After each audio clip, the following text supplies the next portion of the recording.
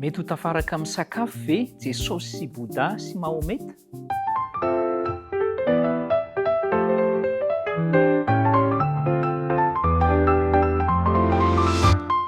Miarabanao amin'ny mpitsikina, falintsika satria nomena Andriamanitra tombom-potoana indray ahafahana miaraka ao anatina lohavi-dehibe vaovao.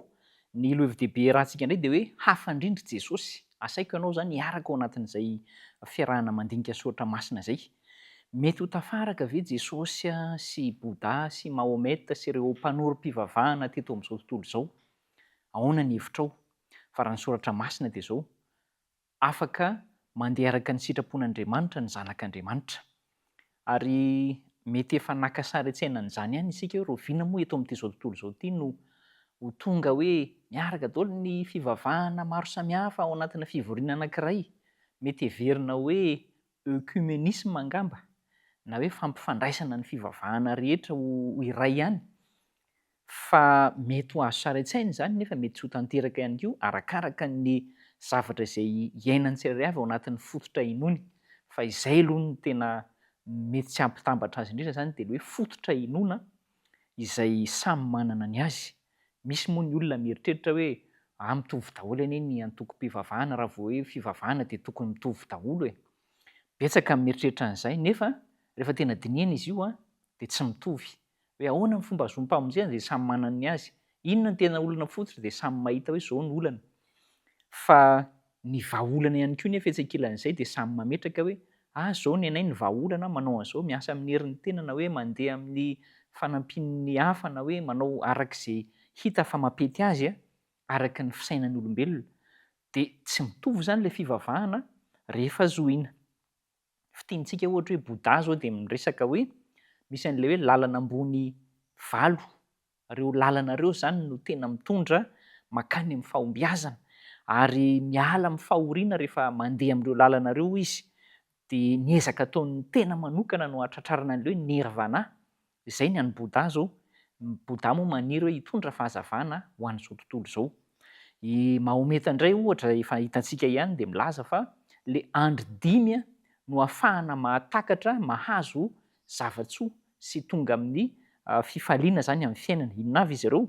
Ohatra izany hoe ny fifadin-kanina, ny fivahinianana masina, ny fiantrana, manao asam-piantrana betsaka, ny vavaka ary ny fanekena fa Mahometa ny mpaminany farany misy. Izay zany ny an'ny Mahometa no apetrany. Dia mahomby ianao rehefa manaraka an'izay. Dia ny Krishna indray any amin'ny hindoisme zany dia manasongadina ao amin'ilay boky hoe Bhagavad Gita. Ny zava-dehibe ao izy dia izao hoe ilay anatrarana an'ilay hoe moksha. Efa hitantsika moa izay teo aloha. Ilay moksha moa ilay hoe fahafahana amin'ilay hoe tsingerin'ny fahaterahana sy ny fahafatesana. Izany hoe tsy tonga miverimberina ohatran'izay intsony zany ilay fanahy rehefa afaka amin'ilay hoe moksha. Dia mandra-panorenana ny fiainana ratsy, ny mandra-panonerana zany ny fiainana ratsy ny taloha. Dia mandeha aloha izay sikla hoy isika na izay tsingerina izay. Dia izany ny an'ny Krishna zany no afatra omeny. Fa rehefa mandinika an'izany rehetrarehetra izany isika dia mahita fa ohatran'ny misy ezaka mandreraka ihany ao anatin'izany rehefa tena entin'ny tenantsika manokana. Izany hoe andeha hanao an'izao zany dia tena mafy ilay ezaka, tsy maintsy mahavita an'io dia manery tena. Fa rehefa eo amin'izay zany Jesosy ny miditra. Rehefa miditra amin'izay Jesosy amin'ilay resantsika hoe fiarahamisakafo eo. Dia inona amin'izay no entin'i Jesosy? Ny entin'i Jesosy dia tsotra ihany. Hozy izy hoe Jaona 4:4-9 dia izao no voalazany teny: izaho hozy izy Jesosy no lalana sy fahamarinana ary fiainana. Ireo teo aloha zany dia nilaza hoe izao no lalana. Fa ny amin'izao kosa zany Jesosy dia milaza hoe izy mihitsy ilay lalana. Dia izy ilay fahamarinana izay tadiavina sy katsahana fatratra. Dia izy no manome fiainana. Fiainana tsy hoe miverimberina miala avy tamin'ny maty dia mankany amin'ny voavelona indray. Izany Jesosy.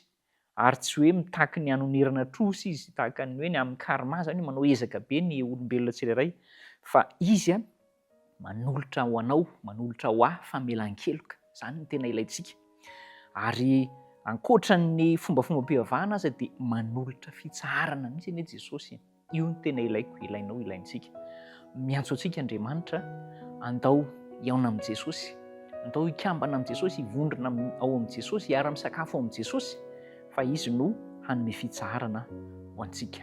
Andeha hiaraka hivavaka isika.